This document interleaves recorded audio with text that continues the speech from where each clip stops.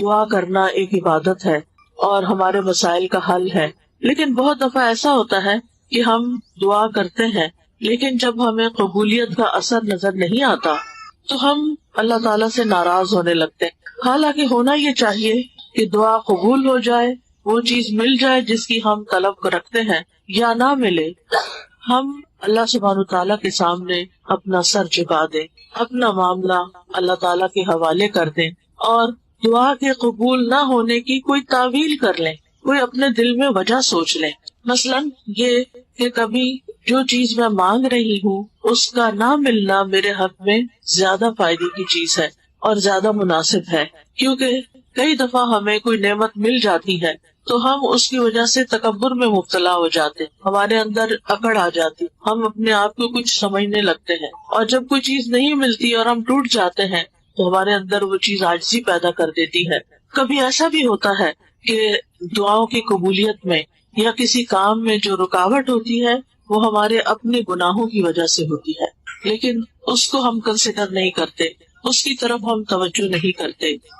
کیونکہ ہم سمجھتے ہیں کہ ہم تو گناہ کرتے ہی نہیں، ہم نے کیا گناہ کیا، ہم نے کون سا گناہ کیا، یہ عام جملے ہیں ہمارے، حالانکہ انسان خطا کا پتلا ہے۔ ہمیں سے کوئی بھی ایسا نہیں جو یہ دعویٰ کر سکتا ہو کہ وہ 100% اللہ سبحانہ تعالیٰ کی اطاعت اور فرما برداری کر رہا ہے۔ ہماری زبان سے بعض اوقات ایسی باتیں نکل جاتی ہیں،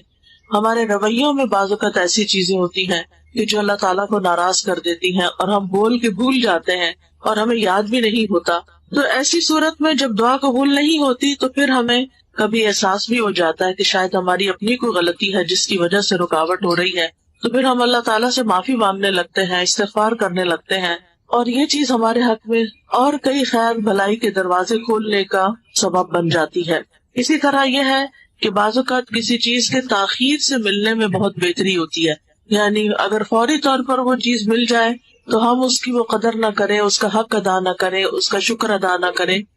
اور اسی طرح کبھی دنیا کا مل جانا انسان کے لیے مصلحت کے خلاف ہوتا ہے، اور اگر کوئی بھی دل میں پازیٹیو تھنکنگ نہ رہے، کوئی بھی مثبت خیال نہ آئے، تو بھی اللہ سبحانہ تعالیٰ کے بارے میں ہمارے دل میں کسی قسم کا اعتراض نہیں آنا چاہیے، یعنی ہمیں اللہ سبحانہ تعالیٰ کے فیصلوں پر کوئی آبجیکشن نہیں ہونی چاہیے، بلکہ انسان یہ سوچے کہ میں نے تو جو دعا کی وہ بندگی کا ایک تقاضا تھا، بندہ ہونے کی حیثیت سے میرے اوپر لازم تھا کہ میں اللہ تعالیٰ سے کچھ مانگتا، کیونکہ دعا جو ہے وہ ایک عبادت بھی ہے۔ اگر اللہ سبحانہ تعالیٰ فضل فرما دیتا ہے، یعنی قبول کر لیتا ہے، تو پھر یہ اللہ کا فضل ہے، اور اگر وہ نہیں کرتا تو وہ مالک ہے جو چاہے کر سکتا ہے، یعنی اللہ سبحانہ تعالیٰ کا اپنا فیصلہ ہے اور اس کا فیصلہ ہم سب کے فیصلوں سے بہترین ہوتا ہے۔ عام طور پر دیکھا گیا ہے کہ ہماری زیادہ تر دعائیں جو ہیں وہ دنیا سے متعلق ہوتی ہیں، دنیا کے ساز و سامان سے متعلق اور دنیا کی زیادتی سے متعلق۔ ہم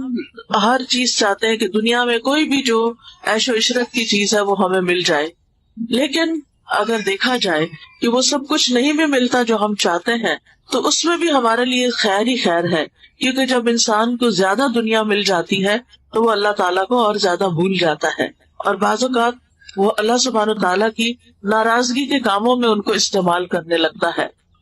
تو اس لیے سمجھدار انسان کو چاہیے کہ وہ ہمیشہ اپنا تعلق اللہ تعالیٰ سے مضبوط رکھے، اللہ تعالیٰ کے حقوق ادا کرنے کی فکر کرتا رہے، اور اللہ تعالیٰ کے مدبر ہونے، اللہ تعالیٰ کی تدبیر اور اس کے انتظام پر راضی رہے۔